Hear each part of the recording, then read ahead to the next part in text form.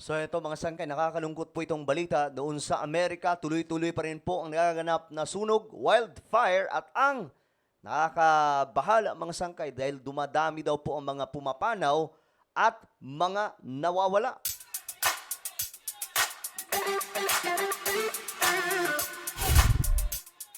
So hello, what's up guys? This is me, I'm back for another vlog today. At ayun nga, medyo nakakalungkot po itong balita natin ngayon. Dahil nga po, lumalabas sa report na dumarami na daw po ang bilang mga sangkay ng mga sumakabilang buhay dahil po sa matinding hagupit ng sunog doon po sa bansang Amerika. Medyo nakakatakot nga po ito tingnan mga sangkay, no? Kung papanuorin po ninyo yung mga live video. Dahil nga po, itong sunog, mga sangkay, hindi po basta-basta. Mayroon pong mga tila baga nabubuong mga buhawi, mga sangkay, na parang umiikot na mga apoy na nakakatakot tingnan, mga sangkay, no? At makahanap nyo po yan sa YouTube.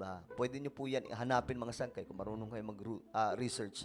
Para po siyang tornado na apoy na umiikot-ikot, na nagkukos mga sangkay kung bakit napakabilis ng paglawak ng sunog. At ngayon, alamin po natin mga sangkay, ilan na nga bang mga tao ang pumanaw at mga nawawala, no? Anyway, bago tayo mag-umpisa, paki-subscribe po muna yung ating YouTube channel. Ayan, sa mga nais pong ma-inform lagi sa mga kaganapan sa Pilipinas at kaganapan sa ating mundo, makikita nyo po yung subscribe button sa baba ng video na to. I-click nyo lamang po yung subscribe, i-click ang bell, at i-click nyo po yung all. Sa mga nanonood naman po sa Facebook, syempre, i-follow nyo po yung ating Facebook page. Alright? So, eto na nga po, tingnan po natin. World news po ito mga sangkay, no? Ayon po dito sa report, umabot na daw po sa 25 yung mga sumakabilang buhay mga sangkay. At dito, nasa 20 katao daw po yung sinasabing nawawala. At hinahanap pa rin hanggang ngayon. At para po sa inyong kaalaman, tuloy-tuloy pa rin po ito. Ang dami pong naka-live ngayon. Mga nagbabalita mga sangkay na ito pong wildfire doon po sa US ay, ayan po, makikita nyo po, tuloy-tuloy pa rin. Oh. Grabe. Ayan oh. So talagang, ewan ko anong nangyayari sa US. Bakit ganito po ang nangyayari sa kanilang bansa, no? Na para po silang pinarusahan ng Diyos, eh. Yan, no? Ito po, mga sangkay. Ito yung sinasabing fire tornadoes na nagkakaroon po ng surge dahil po sa Santa Ana winds. Grabe itong hangin na itong mga sangkay. Ano? Ganyan. Pero hindi na, itong nakikita natin sa larawan, mukhang ano na lang po yan. Masyadong, ano pa tawag? Clickbait na lamang po. Pero halos ganito din po. Masyado lang malaki po talaga tingnan yan, mga sangkay. Ngayon, tingnan po natin ang balita tungkol dyan. Akyat na sa 25 ang nasawi sa malawakang wildfire sa Los Angeles, California, sa Amerika. At sa gitna po ng pinagdaraan ng sakuna na naig ang diwa ng bayanihan, sa mga kababayan nating apektado nito, ating saksihan. Alam niyo mga sangkay, si Justin Bieber, 'di ba? I'm sure lahat po tayo kilalang kilala po 'yon, mga sangkay. Ngayon, yung mansyon ni Justin, alam niyo ang nangyari? Natupok daw po 'yon. Kaya nga lang mga sangkay, wala pong problema sa kanya yun. Sabi pa nga po niya, yung material na mga bagay, pwede pang ma-build up yan. Pero yung buhay, mahalaga na maisalba. At ayun, mga sangkay, ang pagkakaalam ko, more than 10 million US dollar yung itutulong niya mga sangkay sa mga nasa lanta. I'm not sure kung magkano yun mga sangkay, basta more than 10 million US dollar. Well, alamin po natin yan, but eto, tuloy-tuloy po tayo. Please, God, save us. Save our house. Please. Please, Napadasal God, na lamang ang lalaking ito habang papalapit ang wildfire sa kanilang bahay sa Altadena, California noong January 7. Kulay kahel ang langit, mahirap ang huminga sa kapal ng usok. Grabe, no? Nagpasya na silang lumikas pero bago umalis ng bahay, inisprayan nila ng tubig ang kanilang bubong. Let's go. We're going. Nakaligtas ang mga nakatira sa bahay at ayon sa nag-upload ng video, kalaunan nalaman nila nakaligtas din ang kanilang tirahan. Abot-abot ang pasasalamat niya sa mga bumbero at iba pang responder. Mahigit 8,000 bumbero mula sa 7 US state at 2 pang bansa ang nagtutulong-tulong para maapula ang mga wildfire na sumiklab simula pa noong January 7. Grabe, no? Nakakakilabot tignan, mga sangkay. Yung sitwasyon ngayon doon sa bansang Amerika, no? Isipin nyo, walang nagawa yung kayamanan ng US. Yung mga tinamaan, mga sangkay, hindi po yan basta-basta mga tao. Mga mayayaman po, yung mga nasunog yung tahanan. Pero walang nagawa, mga sangkay. Yung mga pambihirang mga sasakyan nila, nasunog. So maraming mga mansyon dito, mga sangkay, talagang wala na talagang bura, mga sangkay. Sabi pa nga po, bago daw po mangyari itong malaking sunog doon sa US, napagtripan daw po nila yung Diyos.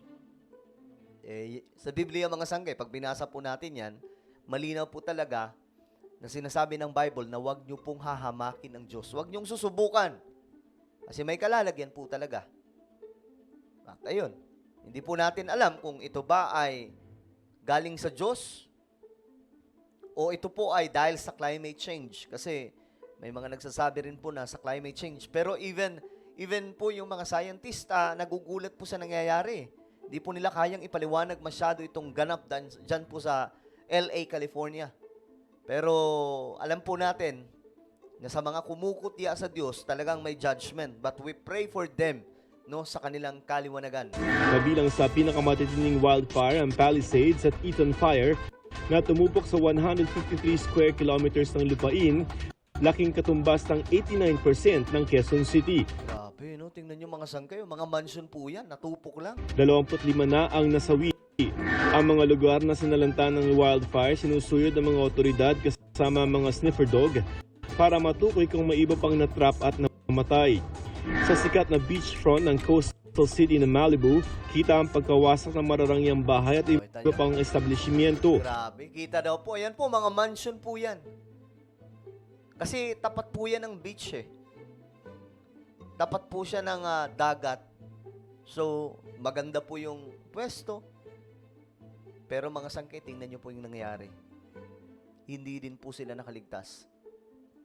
So, may ibang mga bahay dyan na nakaligtas naman, no? Milagrosong naisalba yung kanilang mga tahanan.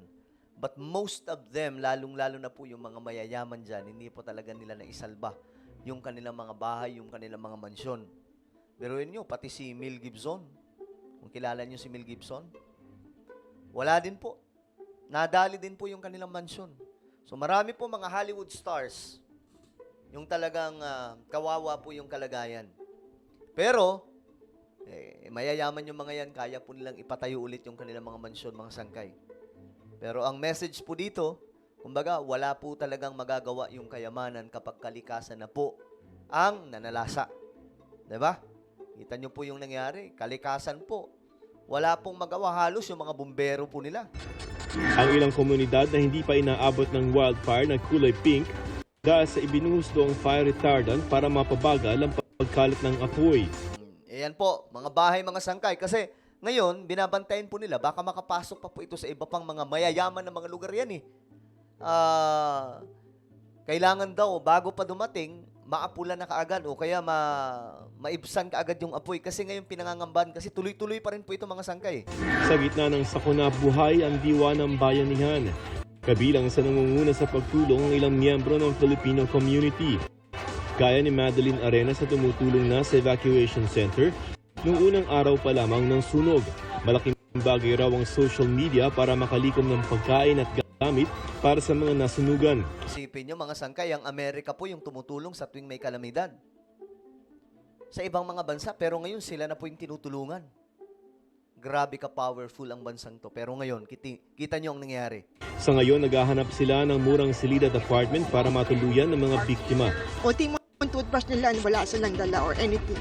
Tutulungan din natin sila magbigay ng mga Filipino hot meals. Sabi nila, kailangan namin ng kanin. So, yun, every day may mga nagtutok ang mga Filipino na nagbibigay ng mga hot meals. Grabe. Si Primo Guerrero muntik na masunugan dahil Saan nyo? Pinoy na po yung tumutulong doon, mga sangkay. sa wildfire pero nang matiyak na hindi aabutan ng apoy ang kanyang bahay, agad siyang tumulong. Si Moses Jose inalok ng serbisyo ng kanyang kumpanya para maghatid ng supply sa evacuation center. Us Filipinos, it's instilled to us to always help each other. It's in our blood, Filipino blood. Correct. Magtulungan during calamities. And it's like a natural thing. Or probably a nurture thing. Dalawang simbahan din na pinamumunuan ng mga Pilipinong pari ang nagbukas para sa evacuees. Para sa GMA Integrated Grabe, no? Ay, nako. Ewan ko anong nangyayari sa ating mundo, guys. Pero, masasabi ko lang, Jesus is coming very, very soon. So, let's be ready kung ano man ang mangyayari spiritually. Well, ano po ang inyong opinion sa pangyayaring ito, mga sangkay?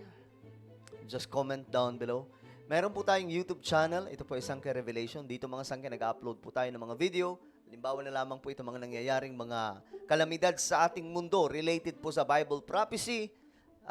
Dito lamang po natin mapapanood yan sa Sangkay Revelation. So, hanapin nyo po yan sa YouTube. Okay? Pagkatapos nyo po mismo mapanood ang vlog natin ngayon, then click the subscribe, click the bell, and click all. Ako na po ay magpapaalam. Mag-iingat pong lahat. God bless everyone.